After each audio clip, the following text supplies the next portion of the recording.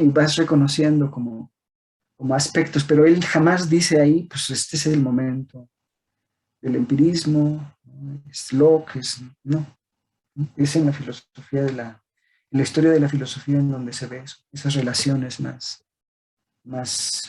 profundas, ¿no? de la historia, ¿no?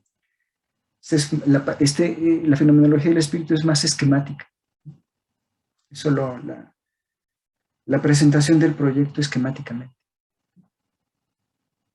Vale, profesor. ¿Sí? Sí, ¿Cómo no? gracias. De nada. Entonces, si tienen más preguntas, ¿sí? No vamos a dejar de ver a Hegel en realidad, porque como bien se han de imaginar, ¿no? Si hay críticas a X, pues X sigue presente, ¿no? Si hay críticas a Hegel, pues Hegel seguirá presente, como estuvimos viendo con Kant, por ejemplo, empezamos con Kant y no abandonamos a Kant, todo el tiempo apareció, yo creo que durante cada clase, ¿no? Apareció Kant en cada una de ellas, ¿no? Como el fantasma que debe ser superado, ¿no? Como si no el enemigo, si el punto de partida que nos muestra que la filosofía debe trascender el estudio trascendental o el formalismo, el reduccionismo, ¿no? Un estudio ahistórico de las condiciones. De la misma forma, bueno, ahora que entremos a ver las críticas a Hegel, algunas de las críticas a Hegel, yo no pretendo ser exhaustivo, pero sí hablaré de algunas de las más importantes, creo yo, de las más significativas para entender el pragmatismo clásico, pues Hegel seguirá ahí presente, ¿no? Seguirá probablemente también en cada clase, ¿no? ¿Cuántas clases más nos quedan? Es una buena pregunta. A ver, eh,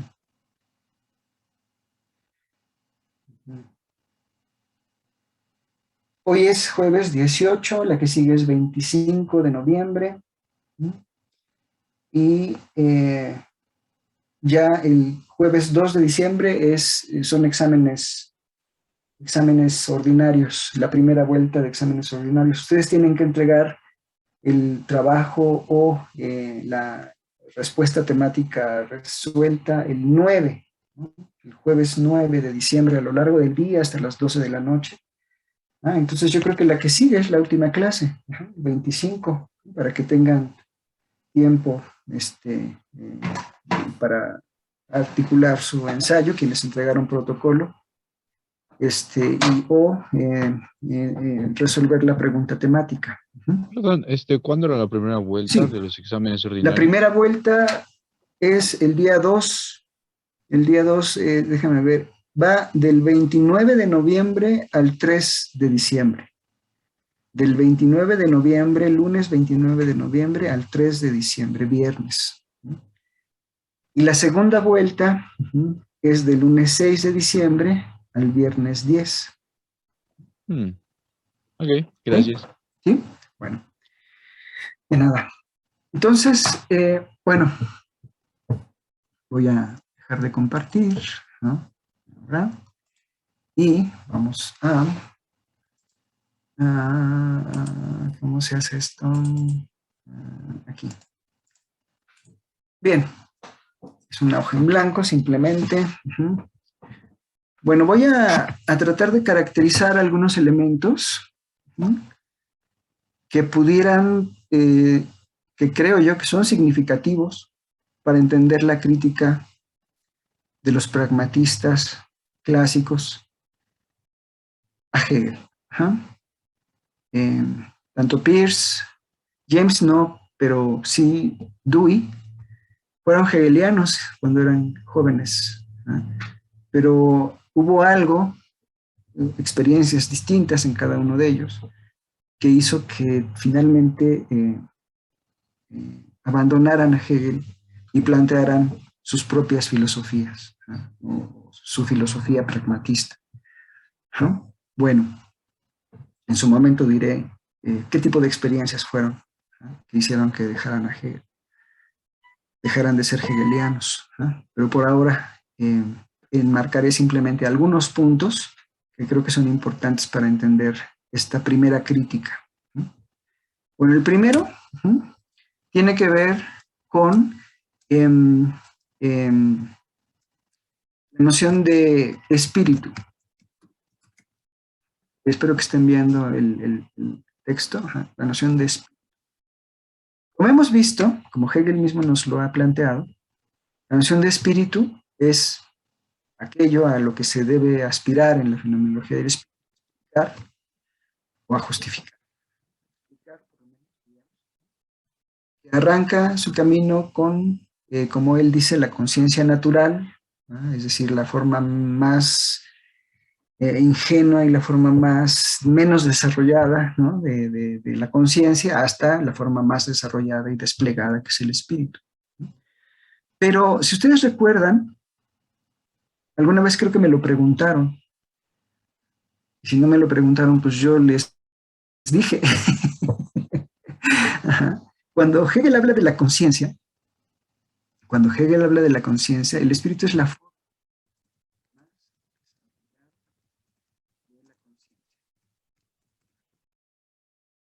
Espérame, Tomás, ahorita te doy la palabra, solamente déjame terminar esta idea.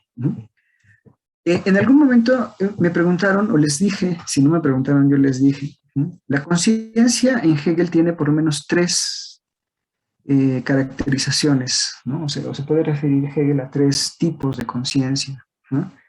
La conciencia individual, la conciencia particular y la conciencia universal.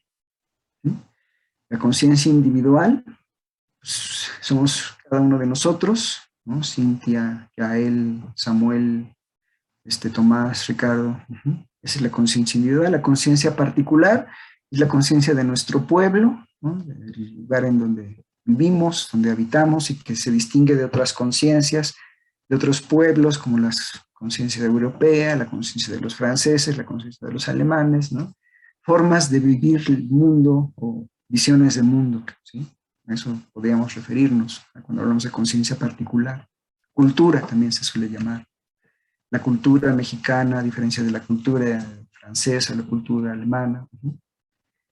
Y por último, el nivel más alto, o más elevado, más abstracto, pero también más concreto para Hegel, es la conciencia universal. La conciencia universal. Bueno,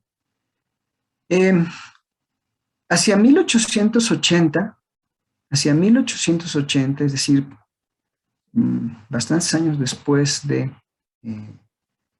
la publicación de la Fenomenología del Espíritu en 1807, hubo un momento, a mediados del siglo XIX, en donde particularmente los filósofos empezaron a cuestionar la idea de esta conciencia universal del espíritu. Y ese cuestionamiento vino por lo menos desde dos frentes. ¿A qué nos referimos cuando hablamos del espíritu? Como esta forma más desarrollada de la conciencia o como la conciencia universal. Para Hegel es lo más concreto, es lo que está ocurriendo en este momento. Pero para nosotros, ¿no? Es decir, los filósofos del siglo XIX, de mediados del siglo XIX, empieza a aparecer un sentimiento de desconocimiento, como de no poderse reflejar en esa forma desarrollada de la conciencia. Y entonces viene una crítica, una crisis, digamos, que conduce a la filosofía casi en general, podríamos decir, hacia el estudio del individuo, hacia el estudio del individuo. En lugar de hablar del espíritu, que es la forma más desarrollada de la conciencia en la que yo no me reconozco, mejor hagamos una filosofía que hable, que enfatice al individuo, al sujeto de carne y hueso. Empieza a haber un sentimiento de insatisfacción con respecto a una forma de hacer filosofía que empezó a verse o empezó a entenderse como una filosofía especulativa, puramente especulativa, ya muy marcada, muy formal, tan teórica que parece que solamente los elegidos, los más conocedores entienden, ¿no? Se volvió una criptografía, cuando de lo que se trataba era pues de hablar en la filosofía pues de la vida humana, otra vez, ¿no? Entonces, una primera forma crítica que aparece respecto de la filosofía de Hegel es en relación a esta idea del espíritu de la conciencia universal. ¿Qué clase de sujeto es ese que está investigando Hegel y posteriormente también los neo-hegelianos, ¿no?, hacia finales del siglo XIX? Pues parece que se supone que todos estamos subsumidos en esa forma, pero no nos representamos, no nos vemos en ella. Entonces, la filosofía pragmatista, si ustedes pudieron ver el texto de la fijación de la creencia, algo que salta a la vista, creo yo, de primera instancia, sí, en primera instancia, es el lenguaje, ¿no? ¿A quién se está refiriendo? ¿En quién está hablando? No está hablando del espíritu, no está hablando ni siquiera tampoco de un pueblo, ¿no? Está hablando de un individuo y de una colectividad, de un individuo en una colectividad. Hay una búsqueda de recuperar lo concreto, hay una búsqueda de recuperar la vida humana, ¿no?, que para este momento, a finales del siglo XIX, ya no se ve representada por la filosofía hegeliana. Ya no. ¿Sí? Hay un apartamiento, porque el lenguaje empezó a volverse tan técnico, tan difícil de entender para cualquiera, que pues entonces la filosofía se volvió algo como solo de unos cuantos. Y de lo que se trataba ahora, y eso es algo que también se va a ver, por ejemplo, con la filosofía analítica, ¿no?, es de regresar la filosofía a lo concreto, a la facticidad, ¿no?, a la vida cotidiana, a la filosofía del sentido común, decían los filósofos analíticos, ¿no? ¿Sale? Bueno, vamos a dejarlo aquí para las preguntas. Tomás, por favor. Sí, es que, bueno, justo ahorita que escribió la palabra espíritu, se me prendió el foco porque me acordé de, bueno, yo no pude estar el primer semestre con usted, pero sí el segundo, y cómo hacíamos este juego de qué diría Hume sobre lo que está escribiendo Kant, ¿no? Y entonces ahí dije como yo, no, pues, ¿qué diría Kant al leer supuestamente un tratado de conocimiento teórico que emplea palabras como espíritu, conciencia, Claro. etcétera, ¿no? Claro. Exacto. Sí, no, pues sería probablemente algo que para Kant sería metafísica, ¿no? Algo así, ¿no? Esa noción de espíritu sería justamente algo que representaría probablemente algo que Kant mismo no querría, ¿no?, plantear, ¿no?, como una forma concreta de conocimiento.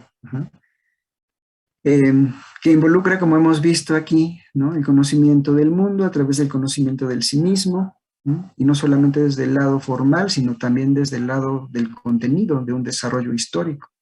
Para Kant, pues la historia no es lo que promueve el conocimiento, ¿no?, sino pues los datos, las condiciones enmarcadas, el fenómeno, ¿no?, las condiciones de conocimiento, espacio, tiempo, categorías, principios.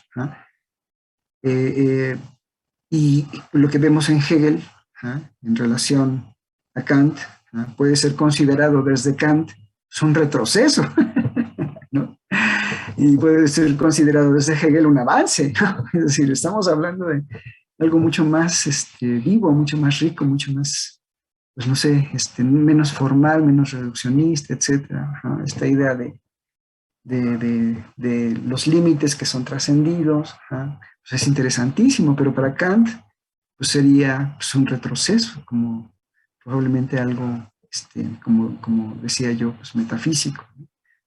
Su idea de necesidad, nada más imagínense, ¿no?, su idea de necesidad, La idea de Hegel de necesidad y la idea de necesidad en Kant, ¿no? Como categoría. O sea, bueno. ¿No? En fin, pues sí, en efecto, Hume no, tampoco podría leer de una forma muy, probablemente muy, ¿cómo les diré? Como apegada, ¿no? al texto kantiano, la propuesta kantiana, ¿no? ¿Sí? Probablemente diría, ¿qué es eso de los juicios sintéticos a priori? Diría que eso no tiene sentido, ¿no? Juicios analíticos, juicios sintéticos, a priori, a posteriori, sí, pero juicios sintéticos a priori, ¿qué es eso? ¿Cómo son posibles los juicios sintéticos a priori? Esos no son posibles, ¿no? Esos simplemente no son posibles, diría, ¿no? Hume. Entonces sí hay un desarrollo, ¿no? que conduce, según parece, ¿no? De lo más concreto hacia lo más abstracto, hacia lo más formal, ¿no? En Hume tenemos unas condiciones naturales, fisiológicas, reactivas, animales. ¿No? En Kant tenemos condiciones trascendentales, lógicas, formales. ¿No? Hegel, según lo acabamos de ver, intenta regresar todo este discurso al contenido, y ese contenido y lo concreto para él es la historia. Pero visto desde la perspectiva kantiana probablemente, ¿no? Lo que vemos pues, es el nivel más elevado y más abstracto de la filosofía. Probablemente, así se podría ver. Sí, adelante. Dos cosas. Estaba leyendo una introducción acerca de la filosofía epicurista y me encontré con que Epicurio estaba reaccionando a las escuelas platónicas y aristotélicas porque nada más le parecía como que nada más estaban curioseando, o sea, aplicando su curiosidad por ahí a datos particulares. Y Epicurio quería algo más concreto. Los pragmáticos podrían ser algo así, o sea, están reaccionando a una enfermedad social. Exactamente, exactamente. O sea, Están reaccionando a una manera de hacer filosofía en la que ya no se ven representados, sí, en la sí, que sí, ya o no sea, se ven, ya no se ven incluidos. O sea, esa inclusión que parece plantear Hegel desde la fenomenología del espíritu y que parece muy prometedora, llega a convertirse en la mano de los filósofos hegelianos de esta época que estamos viendo, en la que estamos entrando ahora, 1880.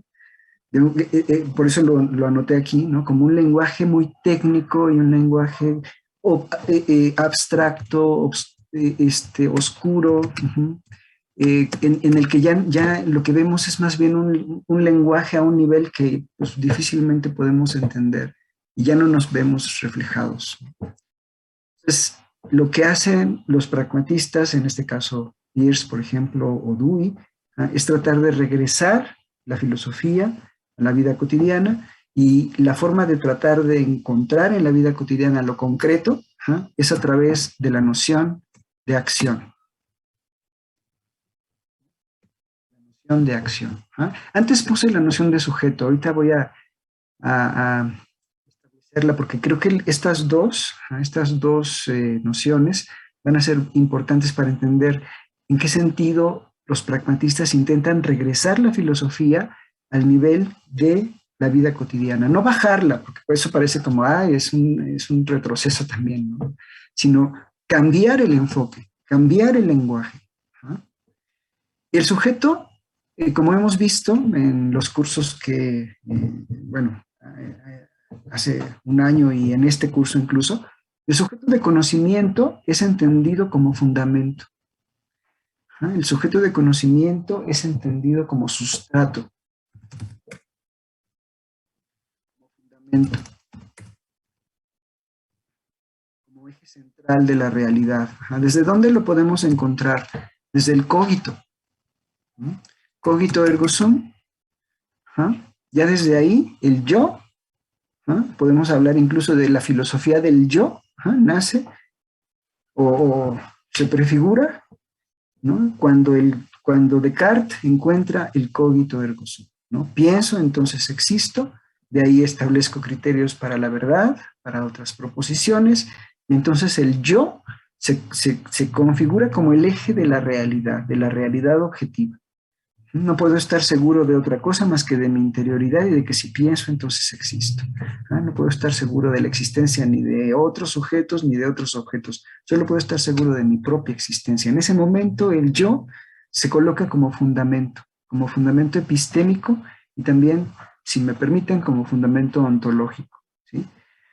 ¿Por qué también como fundamento ontológico? Porque si recuerdan ustedes, o si han visto ustedes antes, Descartes, a través del cogito, es que demuestra la existencia de Dios y demuestra la existencia de la cosa extensa y va demostrando, va regresando por los niveles de la duda metódica hasta recuperar el mundo. Entonces, ya hay una construcción ontológica desde allí, ¿no?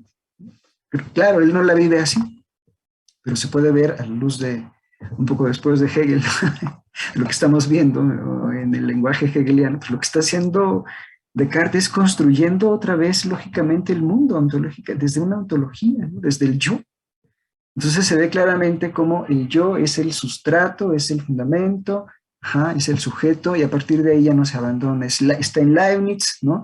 Nuevos ensayos sobre el entendimiento humano, otra vez el entendimiento es el piso firme.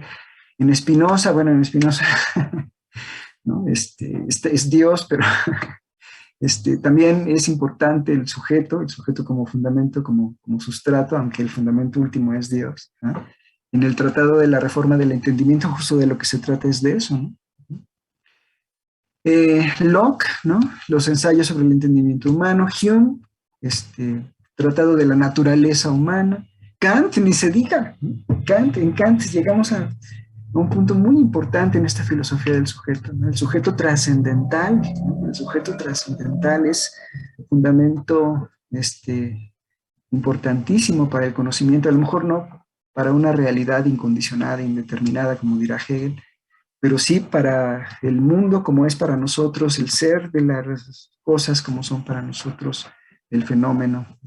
Y finalmente con Hegel se llega al fundamento, al sujeto como fundamento de todo, tanto de lo condicionado como de lo incondicionado. Ese más allá es puesto por la conciencia, lo acabamos de leer ahorita.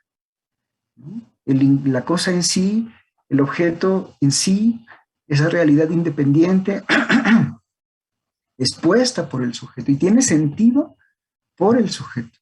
No es independiente en realidad, no es incondicionado, no es indeterminado, es algo que el sujeto pone también. Las condiciones de lo condicionado ponen las condiciones de lo incondicionado.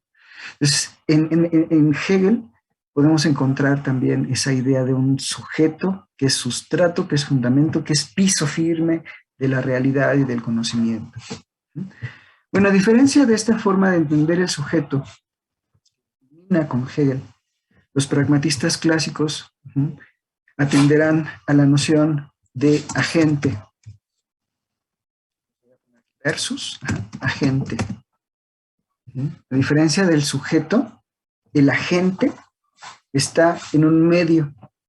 Entonces, no podemos separar el agente del medio o de su mundo, de su contexto, de su circunstancia. Ya les va sonando, ¿no? Ya les va sonando algo más cercano. El agente y el medio se construyen mutuamente. El agente y el medio se constituyen mutuamente. Entonces no hay un punto, ahí voy, espérame, no hay un piso firme. No, el sujeto, el hombre, en este caso el sujeto, no es fundamento, no es piso firme, sino que el agente y el medio guardan una relación de mutua transformación.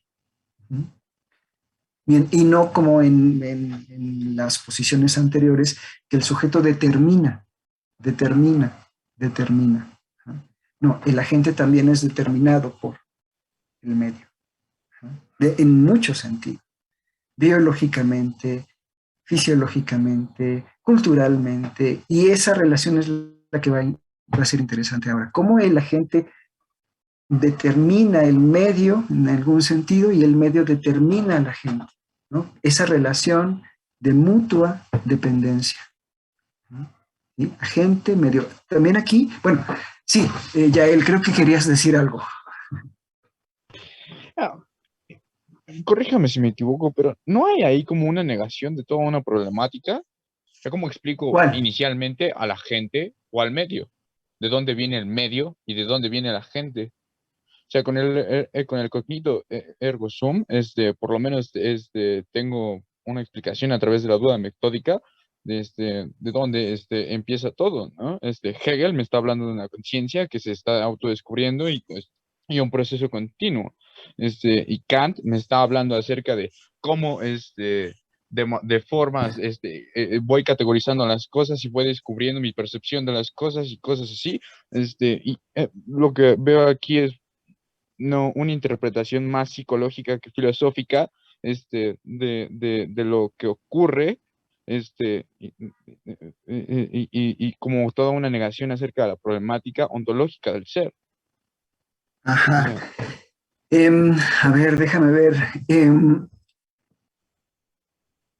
Vamos a ver, suponer que el agente está en un medio, ajá, y que el medio contribuye o constituye también a la gente, es un punto de partida del pragmatismo clásico que intenta oponerse a una forma de entender la realidad como solo una determinación o como un tipo de determinación de la conciencia en Hegel, ¿no? A lo que voy es que lo que se enfatiza o lo que se intenta enfatizar en esta noción, ¿ja?, es que el sujeto no es solamente, bueno, no, el agente no es fundamento, sino que hay una relación eh, no privilegiada, ¿ja?, entre uno y otro, ¿no? En la tradicional relación sujeto-objeto, el sujeto es el que tiene la carga, ¿no? Es el que tiene el peso, mientras que en la relación agente-medio no. Eso es lo que intentan plantear como una crítica a la forma de entender la relación sujeto-objeto, a diferencia de esta que es agente-medio. Y además, ¿ja?, como que la relación sujeto-objeto, por ejemplo, en Descartes, ¿ja?, el sujeto es la mente y el objeto es el mundo externo, ¿no?, el mundo extenso, ¿no? Y hay una separación clara entre una y la otra. Son dos sustancias distintas, ¿no? En Kant, ¿ah?, también hay una configuración del sujeto como un determinador de una realidad empírica, un condicionador de la realidad empírica, y un algo más por allá, lógico, ajá, la cosa en sí.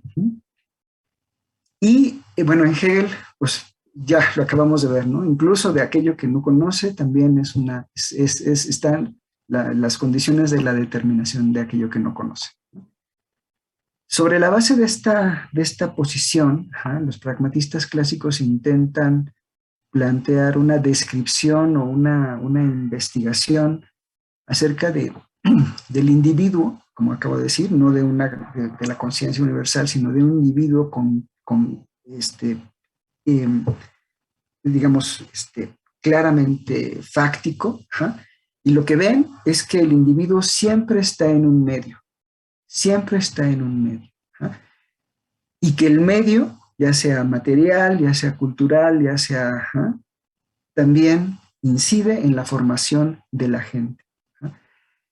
De esta forma, creo yo, ajá, replantean la relación sujeto-objeto, replantean la forma de acceder, de investigar el proceso de conocimiento. Ahorita vamos a ver por qué. Y es una posición crítica respecto de la anterior. Si ustedes recuerdan en Heidegger, no estoy diciendo que Heidegger sea un pragmatista, pero es a una idea muy semejante a la que tiene Heidegger en 1927. La estructura existenciaria ser en el mundo plantea, o la estructura misma Dasein, ajá, implica que el ser ahí está en un ahí, ¿no? Que el ser ahí está en un mundo. Ya no hay una separación entre el ser, por decirlo así, el agente y su mundo, ¿no?, sino que agente y mundo están en una unidad importante, ¿no? Entonces, la posición agente medio, ¿no?, o esta relación agente medio intenta rescatar esa idea. El agente está en una circunstancia, en una situación, en un contexto, ¿ah? Y no puede separarse o no puede hacerse una separación entre uno y otro. ¿Ah? Y de lo que se trata es justamente de ver cómo el contexto, la cultura, el medio, inciden en la formación de la gente. ¿Ah? Entonces, creo yo, no sé qué piensen ustedes, creo yo que aquí hay un esfuerzo por complementar, ¿no? Esta visión, una visión que tiende hacia la biología, que tiende hacia las ciencias sociales, hacia la pedagogía, hacia la psicología, por supuesto. Ajá. Y bueno, se parece una forma que se va a enriquecer desde muchas perspectivas. ¿No? Lo interesante también, espérame, ahorita voy a eso, espérame. Lo interesante también de esta relación agente-medio, ¿sí? Es algo que ya a lo mejor están pensando ahora. Ajá. ¿Por qué agente? ¿Por qué no conservar la noción de sujeto? Ajá. ¿Por qué agente? ¿Qué es lo que enfatiza la noción de agente?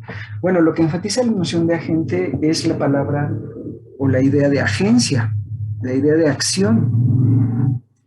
Eh, la idea de fondo es que el agente lleva a cabo acciones en el medio que al mismo tiempo el medio incide con base en esas acciones en el agente. Hay un cierto equilibrio, por decirlo así, ¿no? Hay un cierto equilibrio entre lo que hace el agente en el medio y lo que el medio le devuelve a la gente. Ajá. Lo que se enfatiza aquí es la acción, una acción concreta, ¿no? Una acción en el medio. ¿No? Y esto es importante, ahora lo voy a decir, porque también una crítica que se suele plantear a Hegel, ¿no? Es que en Hegel, para cambiar al mundo, hay que cambiar primero las ideas. ¿Sí? La idea es lo que determina la acción. ¿Ah?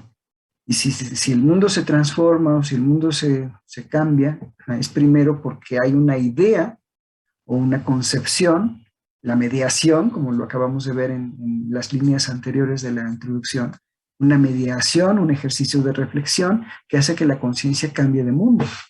Pero es solamente eso, ¿no? Parece otra vez como una suerte pues de reduccionismo, ¿no? La idea transforma al mundo porque es primero la idea y posteriormente la acción. ¿No? Bueno, los pragmatistas clásicos, Dewey o Peirce, James también, piensan que en la noción de acción está implícita la idea de mediación, de reflexión, pero la acción es fundamental. Lo que transforma al mundo no son las ideas, son las acciones, es lo concreto, ¿sí? Es la facticidad. ¿Sí? Entonces, esta acción es, para los pragmatistas clásicos, el punto de partida ahora de la investigación. Por eso es pragmatismo. Un pragmatismo lo que enfatiza no son tanto las prácticas, sino las acciones. Pragmata, ¿sí? Son acciones. ¿No? Posteriormente, bueno, estas acciones se convertirán en prácticas o llegarán a ser prácticas. ¿No? Pero lo que importa o lo que es fundamental de esta idea de agente y de práctica es la noción de acción, acción transformadora concreta. En fin, bueno, a diferencia, diríamos, de una posición como la que hemos visto en Hegel, en donde la transformación de la realidad primero es en la idea, los pragmatistas pondrán énfasis en la acción concreta, en la acción concreta. ¿Sale? Bien, sí. Yael, Ángel. Tengo Ángel, Yael. Sí, varios comentarios, perdón por interrumpir tantos clases, lo siento. No te preocupes.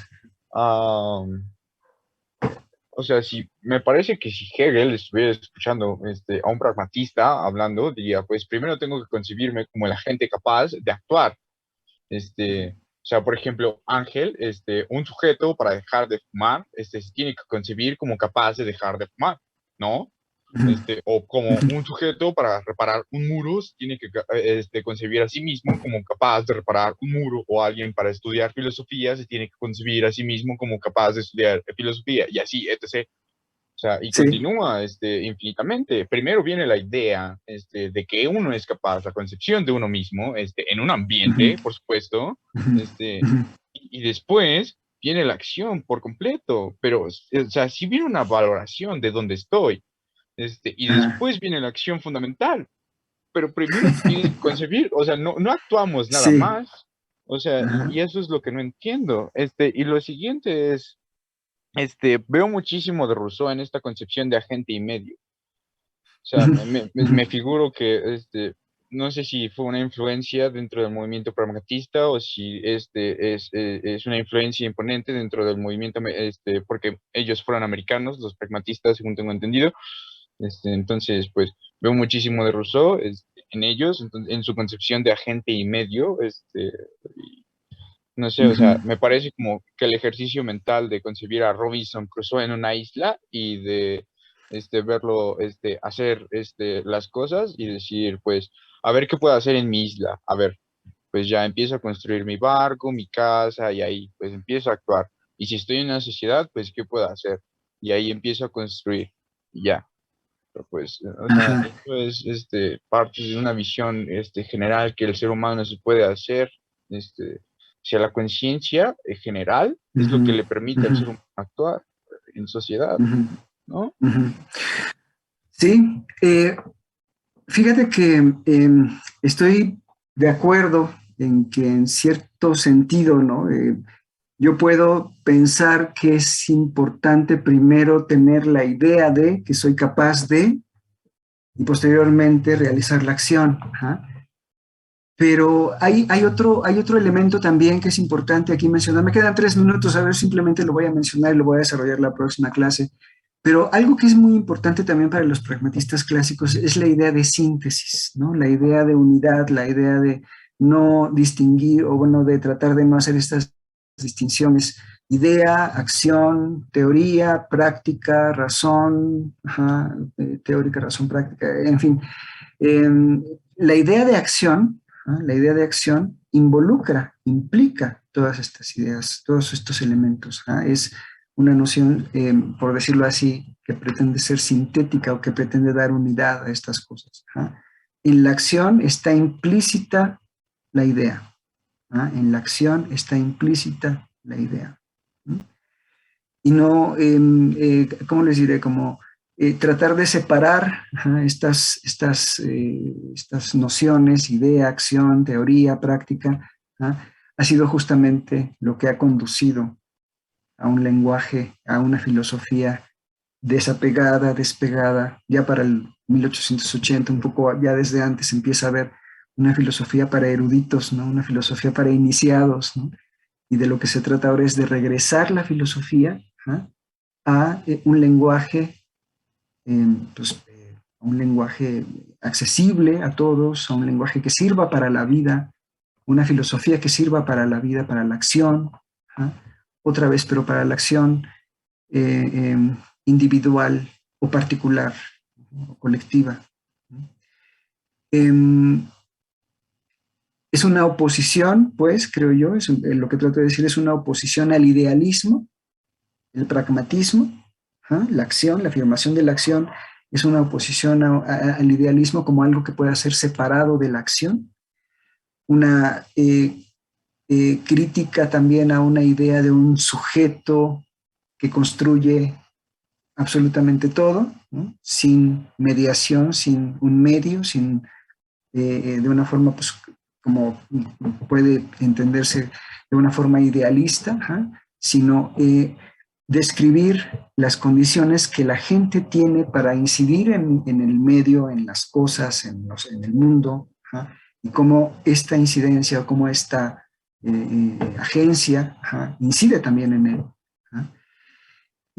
Y tratar de pensar en esta unidad, ¿no? En la unidad que voy a mencionar ahora, en la unidad de que las prácticas implican las reglas que las hacen posibles, ¿eh? Y que no tiene sentido separar unas y aislar las otras, ¿no?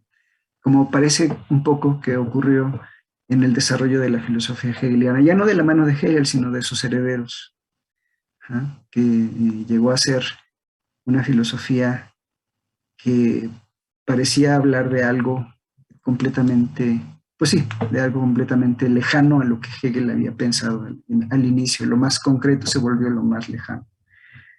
Y se volvió además también el ejemplo de una filosofía especulativa, puramente especulativa, escolástica, así, muy difícil de entender, cuando de lo que se trataba, como nos había planteado Hegel en la introducción, era de rescatar pues lo concreto, ¿no? El mundo, el saber, el conocimiento, ¿no? Lo que van a intentar hacer los pragmatistas clásicos es cambiar el enfoque, ¿no? Un poco voltear a Hegel, ponerlo de pie, ¿no? Y plantear la idea de que lo que transforma al mundo, ¿no? Y si es cierto eso, pues es la acción que está, en la que están involucradas las reglas, las ideas, las concepciones, ¿no? Esa es un poco la idea, una filosofía que abandone la especulación y se concentre otra vez en la vida humana, en las acciones humanas y en sus repercusiones. Chicos, los tengo que dejar, ya son las 6. Vamos a continuar la próxima. La próxima es la última clase, ¿no? Nuestra última clase. Abordaremos un poco, a lo mejor, el texto de la fijación de la creencia. Y lo intentaré relacionar con estas críticas constantes, ¿no? A una filosofía especulativa que parece ya no decirnos nada sobre la vida humana. Bueno, pues nos vemos.